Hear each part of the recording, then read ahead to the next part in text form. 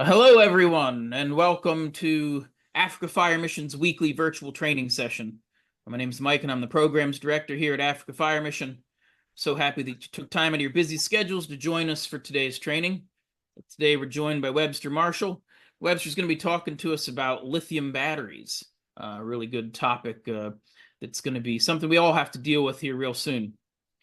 Before we get started, just a few administrative notes. If you stick around for at least 70% of today's training, which is usually about 40 or 45 minutes, you'll receive a certificate of attendance for today's training.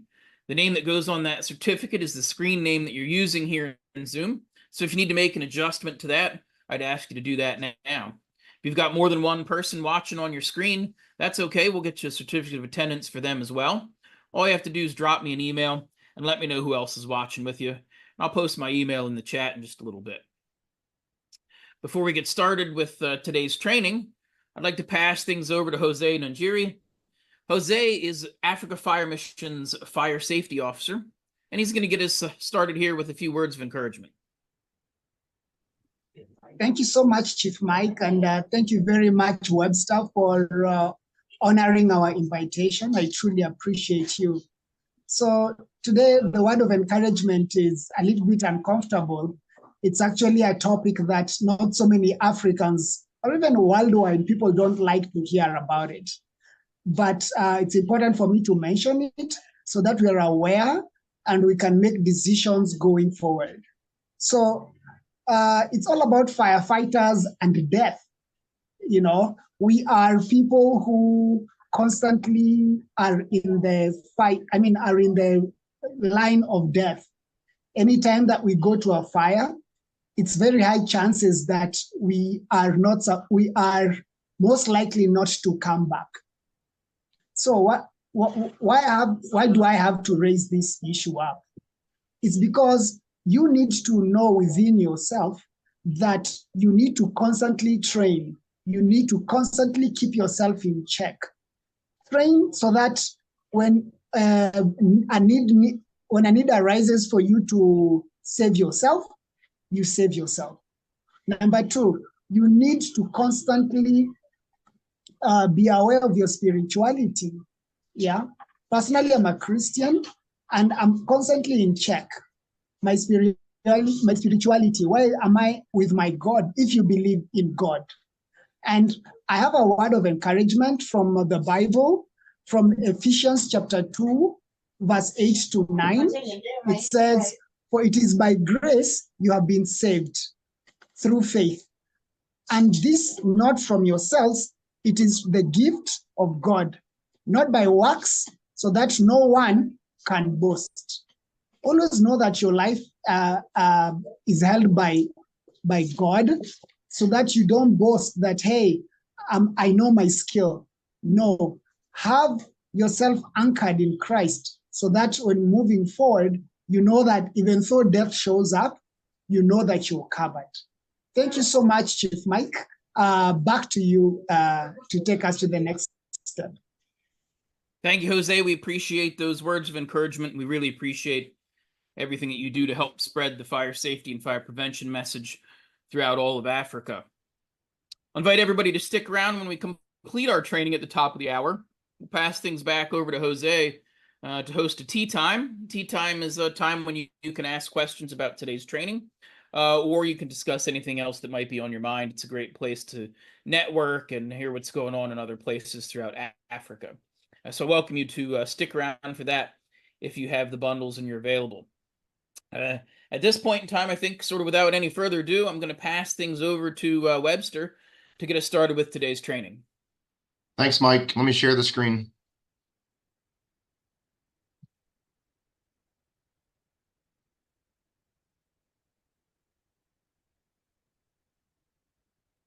Looks good. Can we see that, Mike? Yes, sir. All right, perfect. All right. So, good morning. My name is Webster Marshall. Today, we're going to discuss lithium battery fires. This is something that here in America has become a major issue, and around the world, it is a growing problem. Depending on the amount of things that you have around you, vehicles, machinery, tools, cell phones, laptops, anything that's not tied to an electrical cord with lithium batteries, and could be a significant issue. So I travel and teach live fire classes. Some of the things that I'll show you today are videos that a couple of videos that I've made, test burning batteries.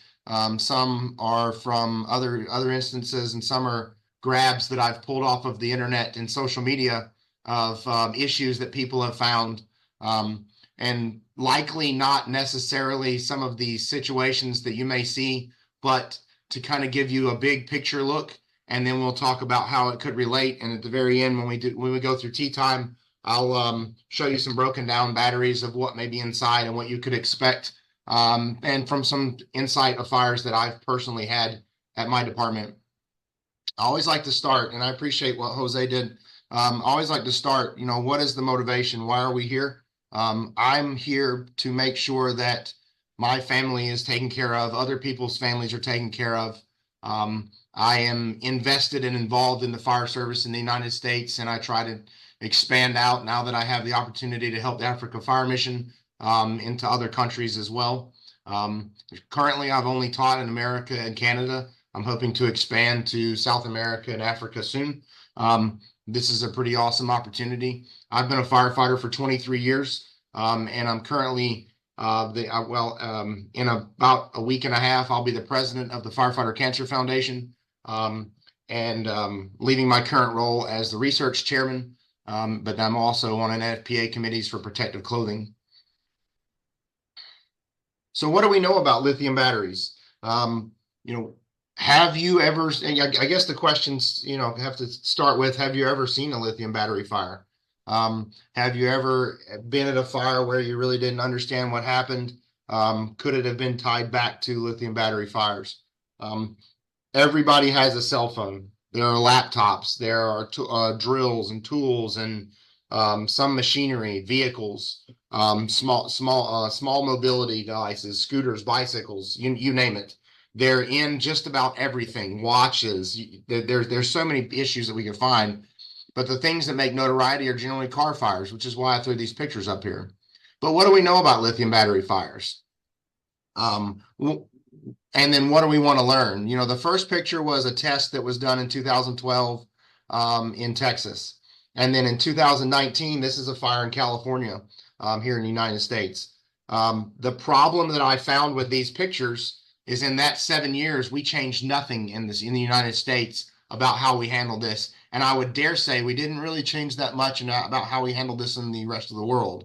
Europe has done a lot, as far as Western Europe has done a bunch as far as research, but we are still not very far along as to, in the fire service, being able to deal with these without the high potential of injury, death, or destroying more than we would like when we're committed to firefighting or fire suppression activities.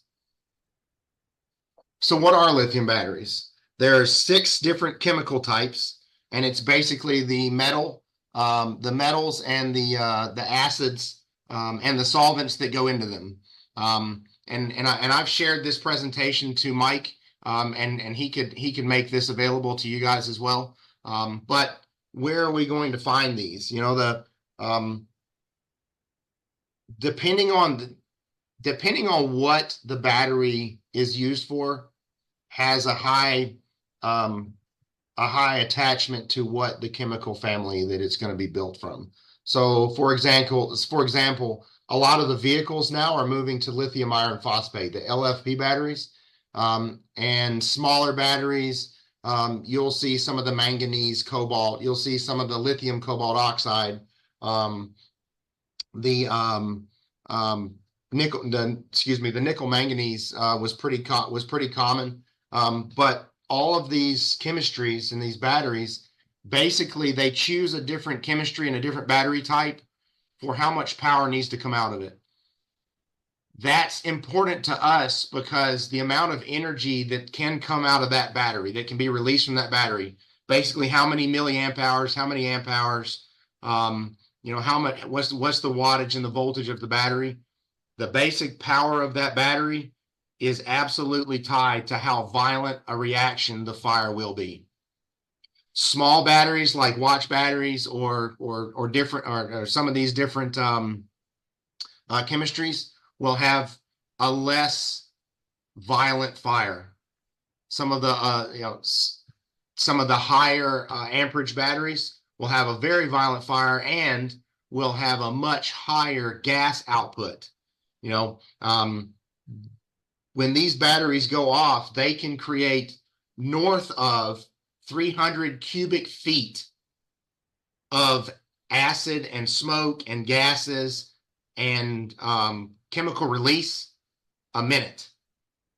So if you think about if you had a tool in a garage or a home or in a vehicle and something breaks down, the battery breaks down, whatever it is, portable battery systems, that's creating more smoke than an entire sofa per minute.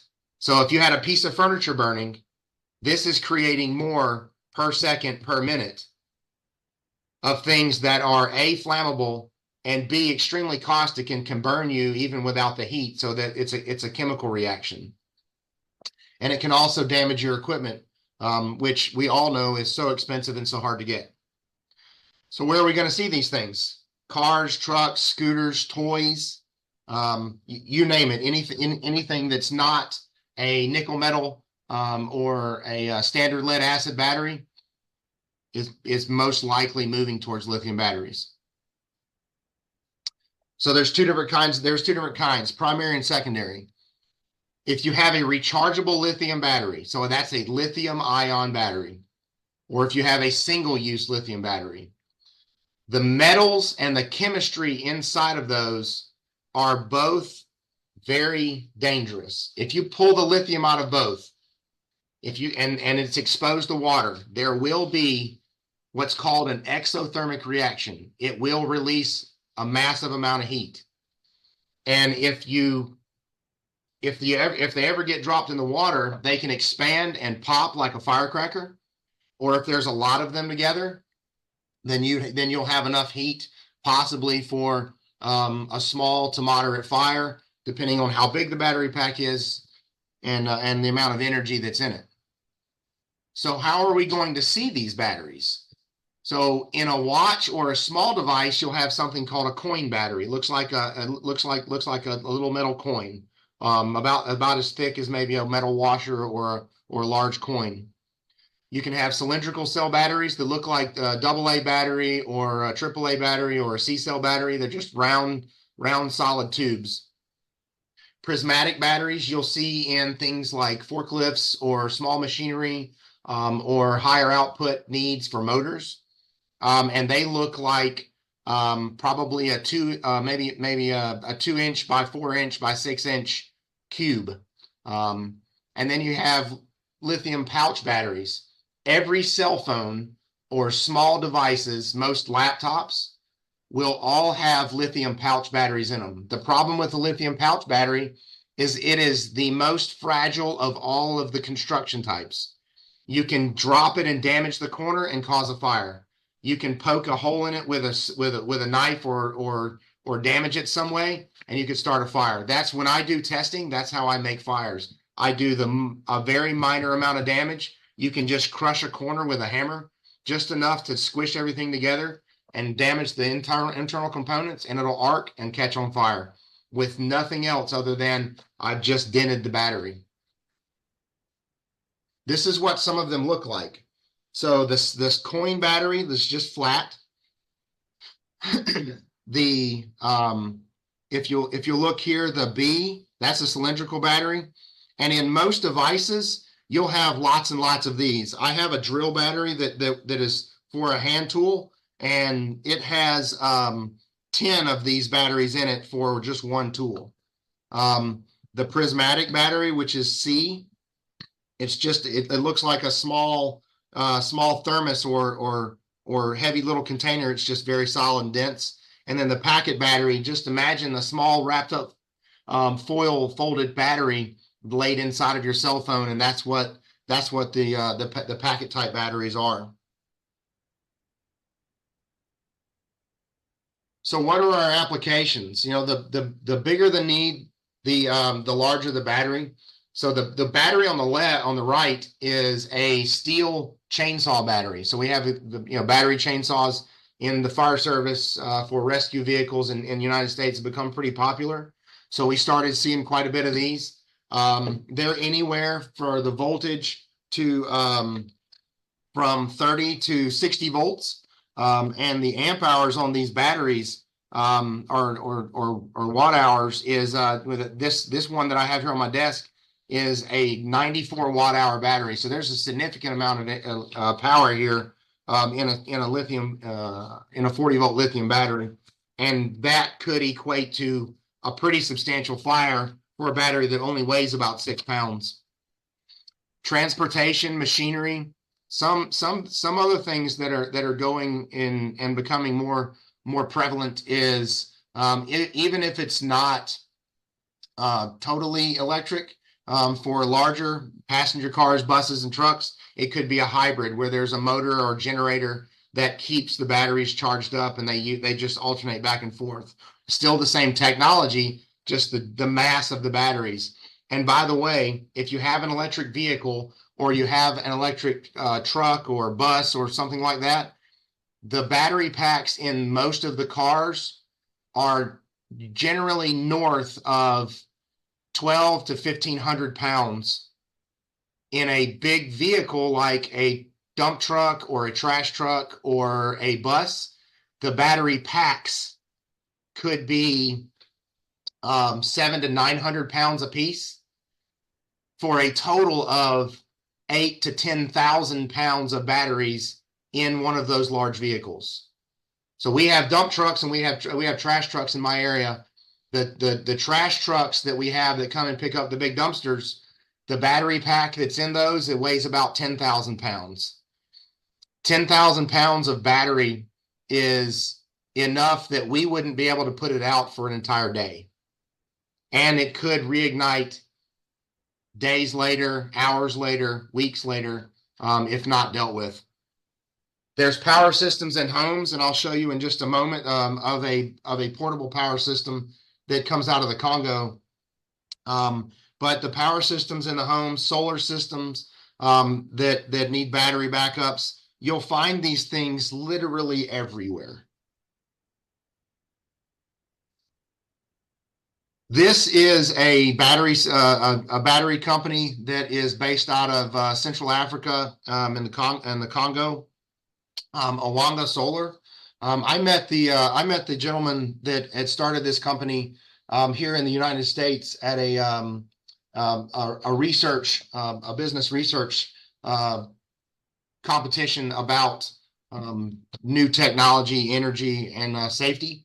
And these are made from repurposed cells in this box, and these boxes are for rent or sale, and they're big enough to power 4 to 6 hours of devices in a home where you may have off the grid needs or you don't have sufficient power available.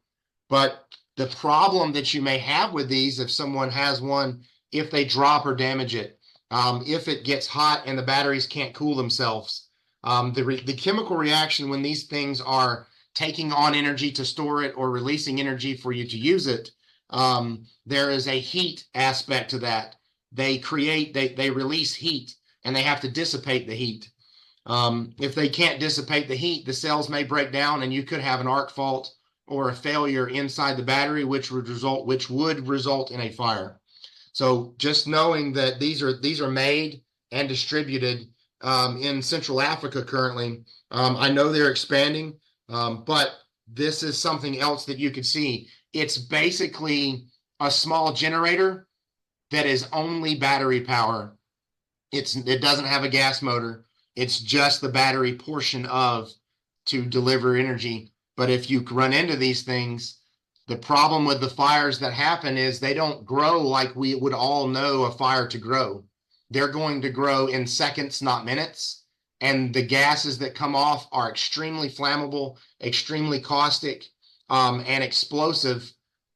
because of the concentrations of the types of gases that are there. And we'll talk a little bit about some of that when we get into the fire portion of this in just a few minutes. But I wanted you to know that just like here in America, there are things being made. This is readily available and in production, and probably in some of your areas in Africa right now. Some of the larger things that are out there, expanding battery challenges for the homes, roadway incidents, charging stations. If there are electric vehicles in your area, there are charging stations. And if there's charging stations, there's the high potential at or around those charging stations for you to have a fire. The biggest thing I would say about fires with this is they're extremely difficult to put out because water doesn't necessarily make it better. It can make it worse also. The storage systems, this is a picture in Australia of these big battery storage systems, and those big containers that you see in the picture are about the size of a 40-foot Connex box. So they are there, excuse me, they are there and storing offsite energy for solar farms or alternative grid power, you name it. You may see these types of things at factories. You may see these types of things at production facilities. These right here are popping up in a lot of places. And unless you know what you're looking at, you may not realize that it's a gigantic battery. So are there refitting facilities? Are there production facilities? Preparing to speak to you all, I was looking around, and there are some recycling facilities, but very few noted in Africa. Most of what is exported or created there on the continent is raw materials, the lithium mines, and some of the raw goods that are needed. Although they are still, a lot of this is still sent to Asia and parts of Europe to be built and comes back and it's resold. But as far as some large scale, I didn't find a lot of things there. But the problems we have here in the United States, the problems that I've run into, don't come from the large scale facilities. They come from people's homes and stores and service centers and things of that nature. Transportation's always a problem. But having to deal with these things, these type of large facilities, it's something that we call a target hazard. So you may run into it, but at least you've been able, I've at least clued you in to be able to look for these types of things possibly. So I want to show you a couple videos. These are some snaps that I pulled off of the internet. And the first one on the left, this is a video, like a security video in a garage. And watch the way this fire goes. This is just a battery charging. There's nothing wrong with it that you could tell, but it still catches on fire and causes the home to burn down. See the little smoke pop out? One battery went bad. It's just on a charger. There's nothing else going on there.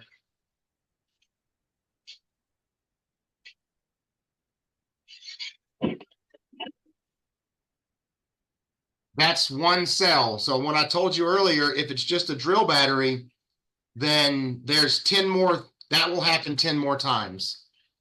But it happens so hot, that little flame that comes out is over 1,000 degrees. It's like a small blowtorch that will catch other things on fire, and the gases coat around.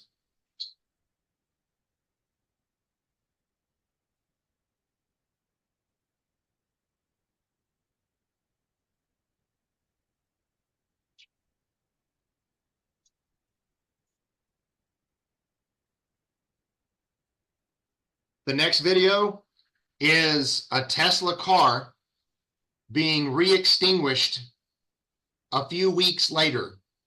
So it had been sitting in a service yard after the fire had happened before. And this is what you'll see. I want you to notice where the smoke is coming from, because all of these battery packs have to have vents. They have to have a way for the gases and the heat and the battery to basically breathe in regular conditions. But in fires, if you see these vents or see smoke coming from there, that's the best place to try to cool it off, because otherwise you're just cooling a box around it and it's going to take a lot of water, possibly more than would be available.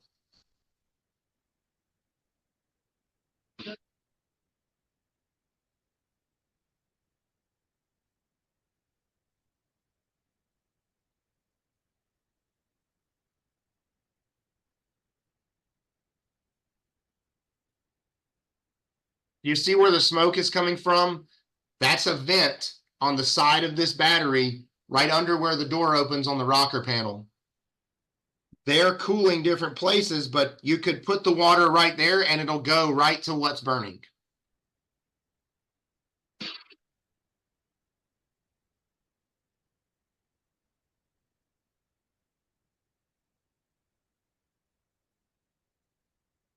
Think about it like this. If you set a fire in a metal pan of whatever you want, it doesn't matter what it is, right? And I've done this experiment to prove it. But if you set a fire in a metal pan and you want to indirectly put the fire out with cooling of the pan only. So let's say we have a pile of sticks burning and you take that pan and you float it in water. That's indirect cooling. That's what this firefighter is doing. He's spraying the battery box to indirectly cool the battery. But when I take that pan and float it in water, sit it in a bucket of water, the fire inside the pan doesn't go out. It only cools the pan down slowly. So the theory that just cooling the bottom of the car is the only way to do it is not as successful as you could be if we treat this just like we treat normal fires and put the water directly where you see the smoke or the fire, one or the other. Just a point to help you guys understand some of the things about this from some of my personal experiences and some of the research that we're doing. This fire is a car that is underwater, completely underwater. It rolled into a ramp, and it is a Tesla car that is about 4 or 5 feet underwater, and the gases coming out of the top are so hot and so rich that it is burning underwater. It burned and boiled the batteries underwater for almost an hour. And this is in Florida. This is in the United States in Florida. That thing sticking out of the top of the water, I'll play it again. The thing sticking out of the top of the water is part of the door. This right here, that's part of the door that opened up. That's a Tesla car that is burning underwater. So putting these batteries in water will help you contain it, but it does not make the fire problem go away. It's a chemical reaction that we cannot stop with water.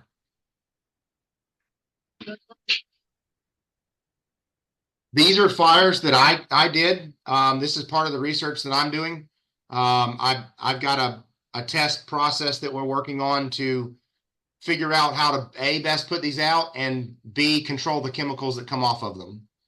So the battery that's in this first video is a one single blade cell out of a Nissan Leaf car. It weighs about 13.5 pounds. And I'm going to do a small amount of damage to it to make it catch on fire. There's nothing wrong with this battery other than it's charged up.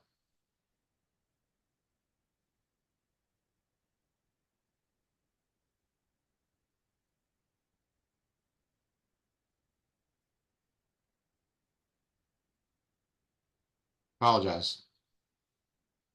I'll have to let it play.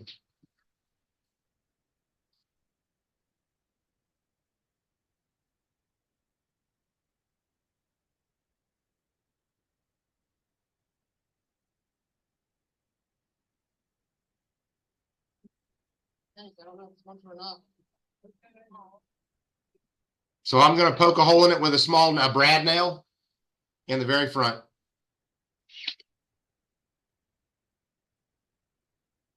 And all I'm doing is puncturing or damaging a plastic separator inside the battery between the anode and the cathode.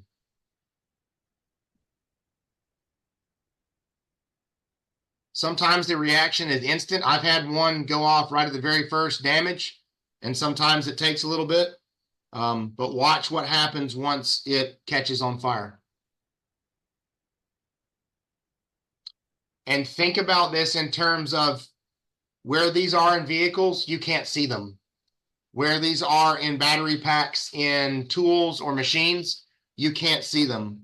So you won't know that any of this is happening until it's a fully involved fire.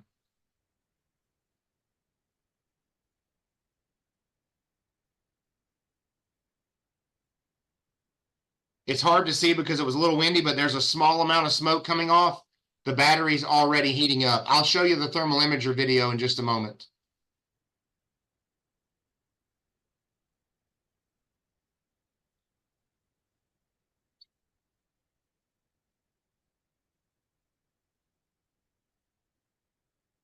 See the smoke starting to get worse?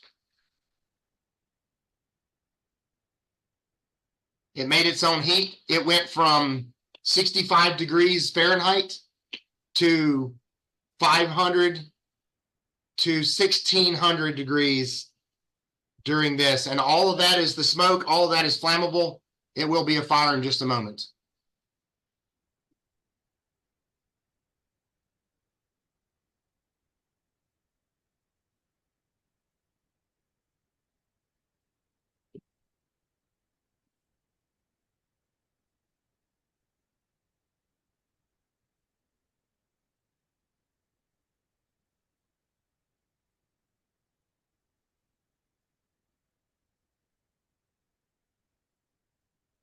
So we put it out.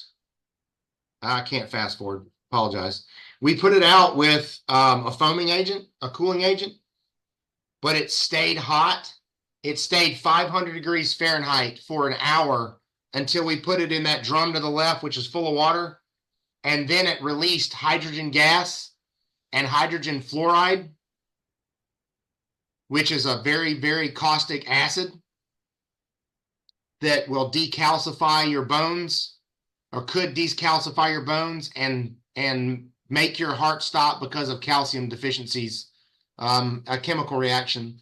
But that that battery stayed hot and was still releasing flammable, enough gas to be flammable out of the water an hour later. And this is the thermal imaging video of that same fire.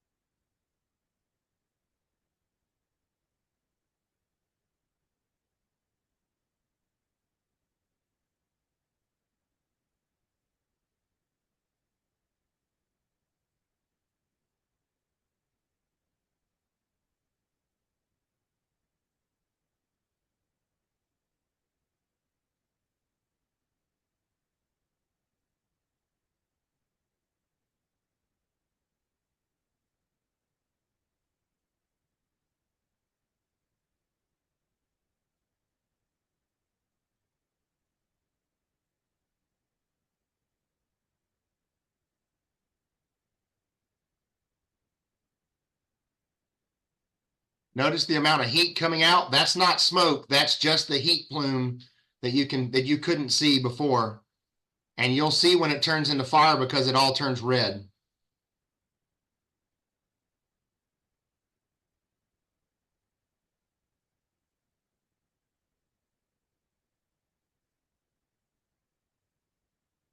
That's what would happen if any of these types of batteries were in a home, in a car, in a business, you name it.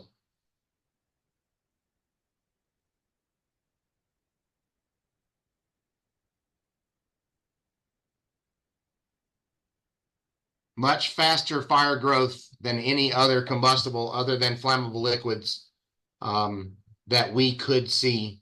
and much, much more difficult to put out than any other fire chemicals that we have in the fire, that known in the fire service.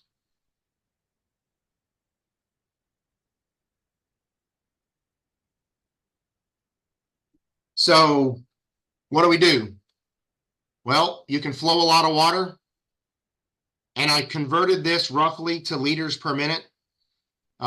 Here, it takes about 60 gallons a minute if you put it in the right place. Like I said, some of the vents, 225 liters per minute. I'm not really sure how some of the flow rates are rated there, but just to kind of give you an idea, if you submerge it, this picture here, all those bubbles, these were multiple batteries in a fire, and they threw them in a water drop tank, and they're still boiling, and all the gas coming off of there could burn your respiratory tract, hurt you, or kill you if you breathed it in. So you have to have some respiratory protection and keep people away from it.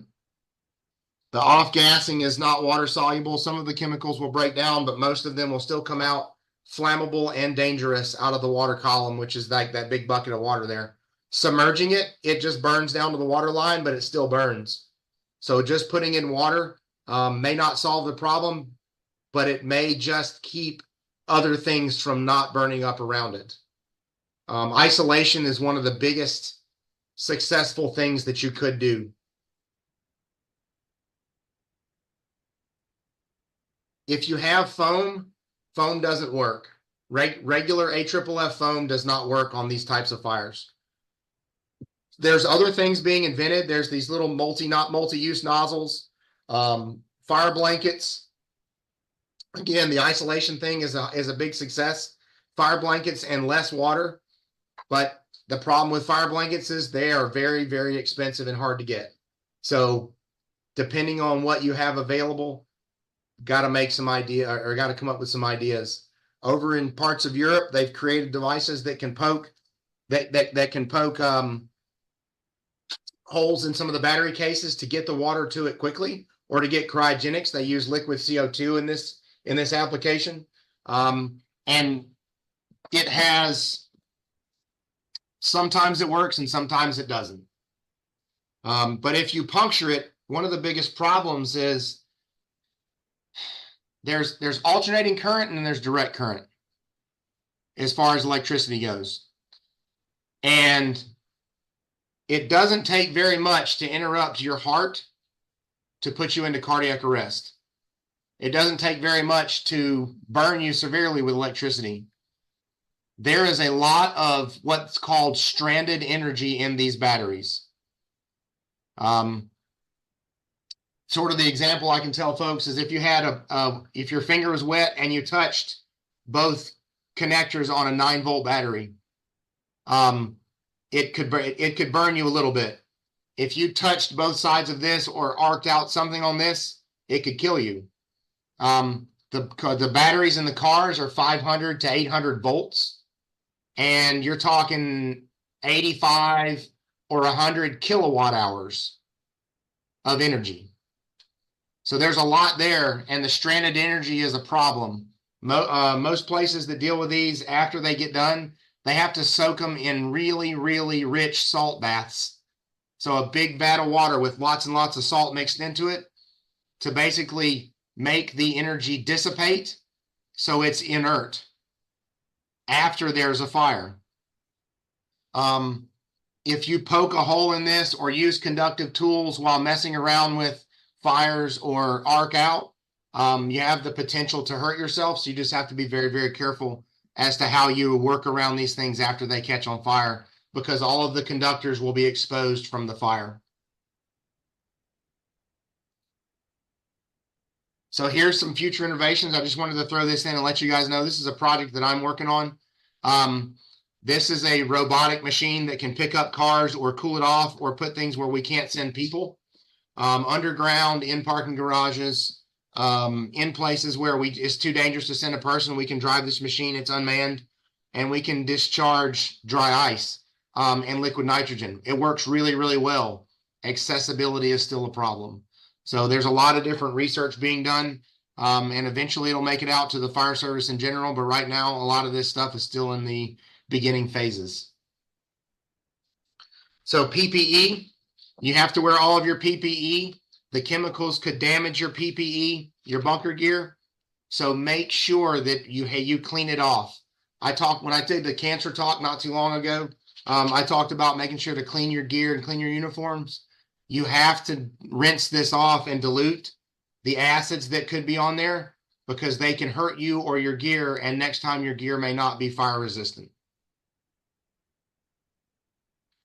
So what do we need to know? We always have to make sure that we know what's going on. We have to size up how big it is. If it's small, like a small battery in a drill or a tool or a toy at someone's home, or if it's large, like a commercial or a truck or a car or a storage facility, that could be the thing there.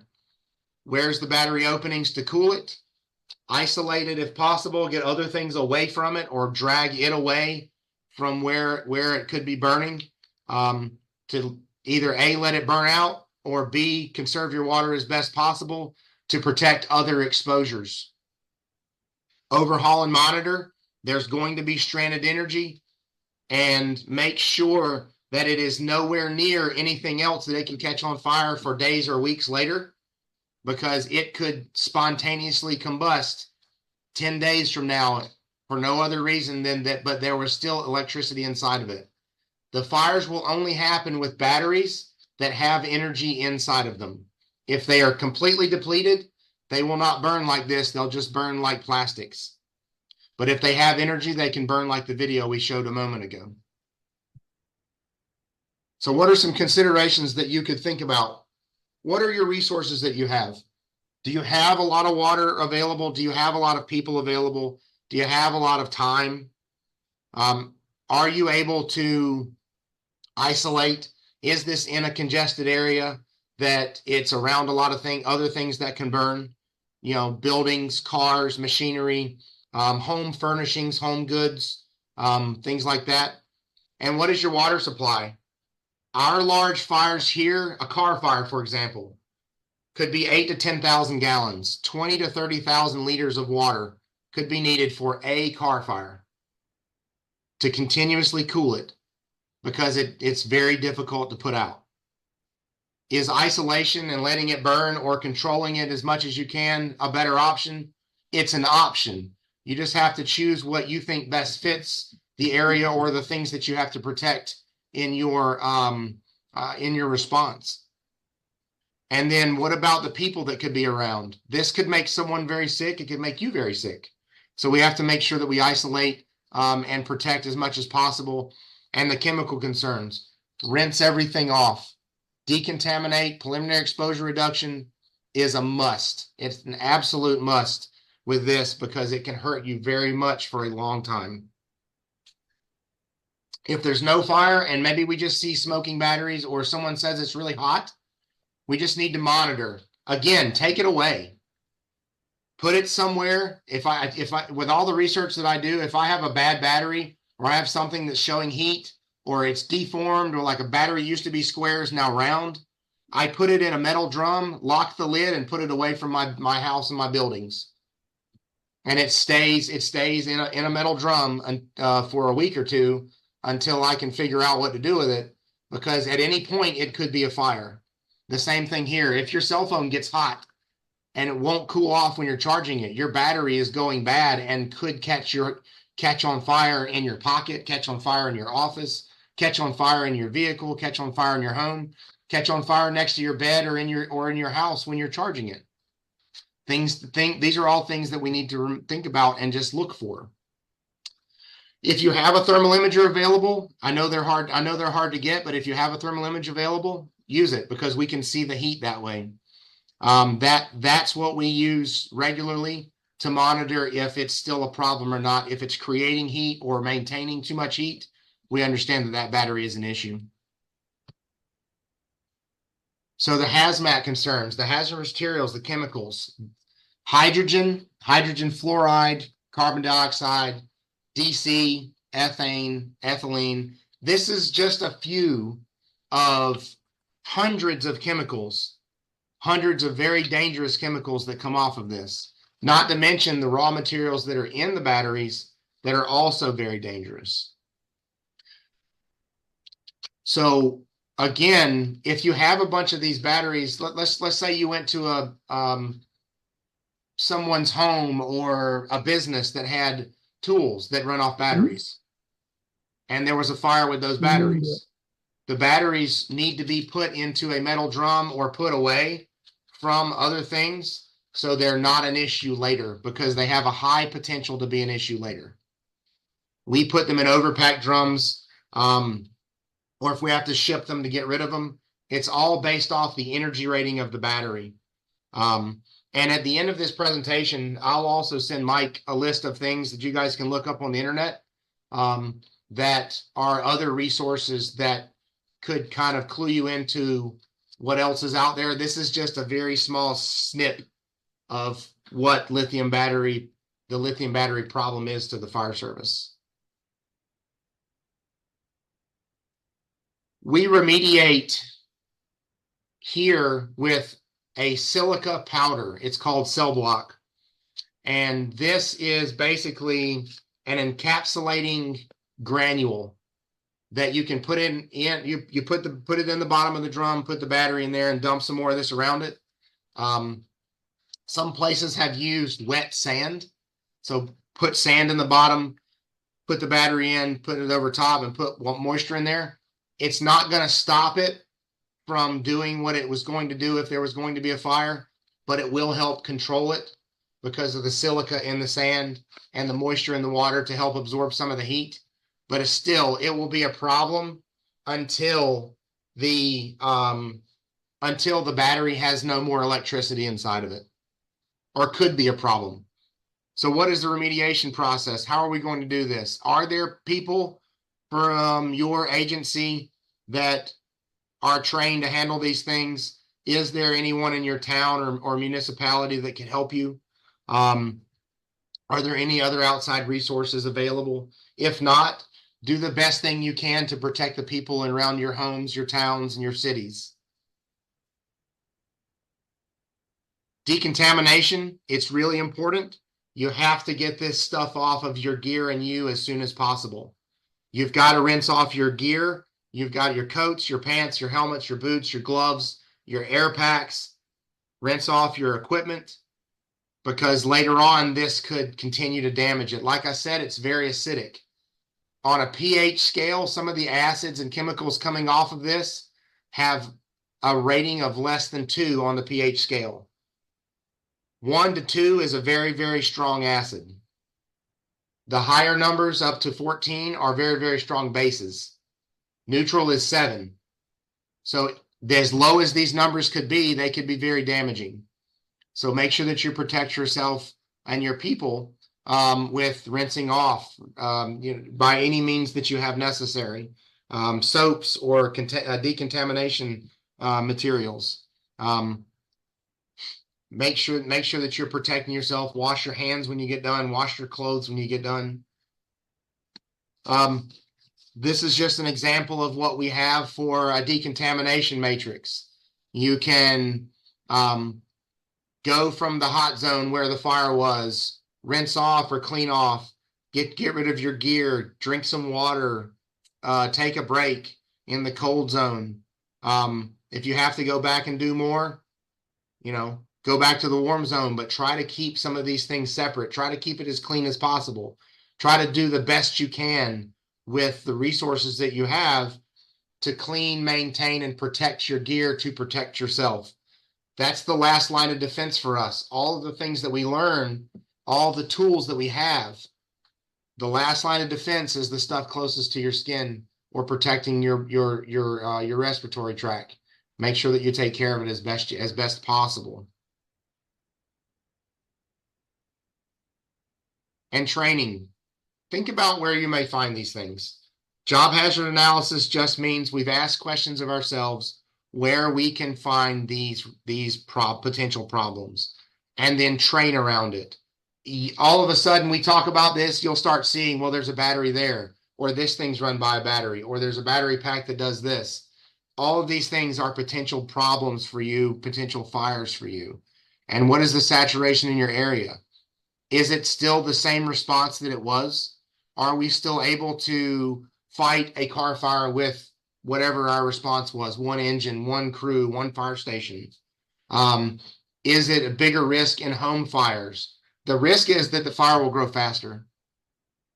The batteries may burn up, but it will make the fire much more aggressive, much faster, and we will be so far behind, so much further behind than we were with even more modern things, that it's a challenge. What about residential versus commercial?